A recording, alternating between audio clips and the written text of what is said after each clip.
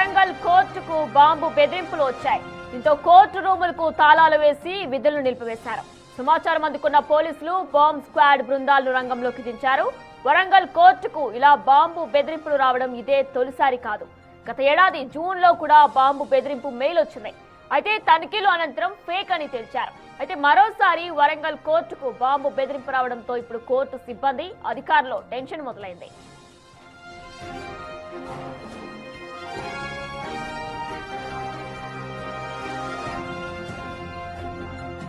ప్రస్తుతం వరంగల్ కోర్టుకి బాంబు బెదిరింపులు వచ్చాయి. దీనికి సంబంధించిన మరిన్ని అప్డేట్స్ మా ప్రతినిధి వేణు అందిస్తారు. రైట్ వేణు, అయితే ఈ కోర్టుకి సంబంధించి బాంబు బెదిరింపులు ఏ విధంగా వచ్చాయి? మెయిల్ చేశారా, కాల్ వచ్చిందా? దీని గురించి సంబంధించిన డీటెయిల్స్ ఏంటి?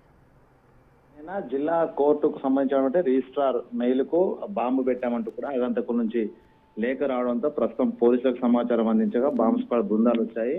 పూర్తిగా అయితే గత ఏడాది జూన్ 20వ తారీఖున కూడా ఇదే విధంగా బాంబు పెట్టినట్లు కూడా మెయిల్ వచ్చింది. అప్పుడు తనిఖీలు చేయగా గతంలో కేసు విషయంలో జప్తు చేసినటువంటి డిటోనేటర్లు 6 డిటోనేటర్లను బాంబు స్క్వాడ్ బృందం గుర్తించింది. అయితే పూర్తిగా తనిఖీలు చేసిన తర్వాత ఆగంతకులు చెప్పినట్లుగా ఒక్కడ కూడా బాంబు లేదని తేల్చడంతో ఊపిరి పీల్చుకున్నాం. మళ్ళీ ఈ రోజున ఉదయం 10 గంటల ప్రాంతం లోపల రిజిస్ట్రార్ కు మెయిల్ రావడం, వెంటనే పోలీసులకు సమాచారం అందించడంతో బాంబు స్క్వాడ్ బృందాలు పోలీసులందరూ కూడా పూర్తిగా కోర్టు రూమ్ లకు తాళాలు వేశారు. విధులన్నీ కూడా బహిష్కరించాలంటూ న్యాయవాదులను సిబ్బందిని కూడా బయటకు పంపించి ప్రస్తుతం 2 బాంబు స్క్వాడ్ బృందాలు అయితే తనిఖీలు చేస్తా ఉన్నాయి. అయితే వరుసగా ఇదే విధంగా బాంబులో బెదిరింపులు రావడంతో అయితే వీటిని ఆషామాషిగా తీసుకోకూడదు. ఒకవేళ నిజంగా ఇదొక టెర్రర్ ప్లాట్ కూడా అయి ఉండొచ్చినటువంటి అనుమానాలు కూడా పోలీసు ఉన్నతాధికారులు భావిస్తున్నారు. ప్రస్తుతం దాదాపు మధ్యాహ్నం వరకు కంప్లీట్ గా సోదాలు చేసి బాంబ్ ఫ్రీ జోన్ గా తేల్చిన తర్వాతే మళ్ళీ విధులు నిర్వహించాలంటూ కూడా అధికారులకు కూడా పోలీస్ శాఖ ఆదేశాలు జారీ చేసింది. వరుస ఘటనలతో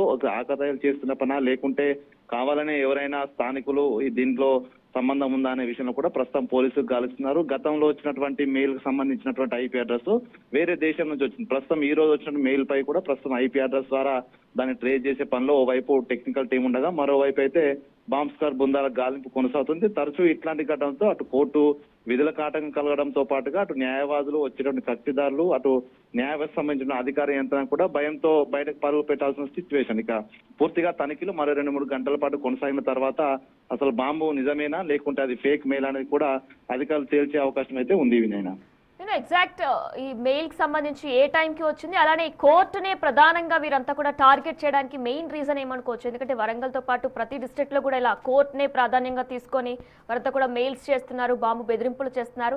అయితే మెయిన్ టార్గెట్ ఏమనుకోవచ్చు?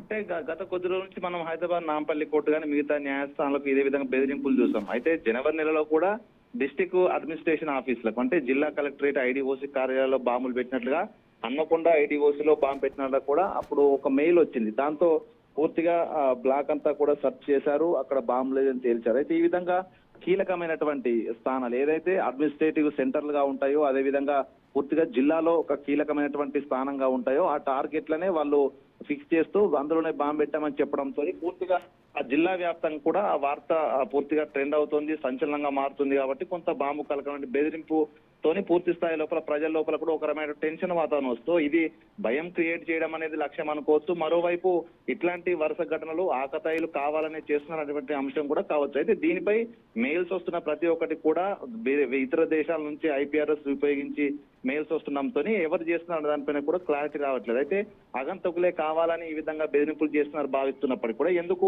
న్యాయ వ్యవస్థలు అదేవిధంగా ఇటు ఐడిఓసి అడ్మినిస్ట్రేటివ్ బంగ్లాలకు ఈ విధంగా బాంబు బెదిరింపు చేస్తే వాళ్ళకి వచ్చే లాభం ఏందనేది కూడా ప్రస్తుతం ఒక రకమైన చర్చ జరుగుతుంది. వరుసగా ఇలాంటి బెదిరింపు మెయిల్స్ కానీ బెదిరింపు కాల్స్ చేసిన తర్వాత నిజంగా ఒకవేళ బాంబులు పెట్టేటువంటి టెర్రర్ ప్లాట్ ఉండొచ్చు. దీన్ని కూడా ఆషామాషిగా తీసుకోదనేటువంటి వర్షన్ కూడా అధికారుల నుంచి అయితే వ్యక్తం అవుతుంది. Right Venu, thank you.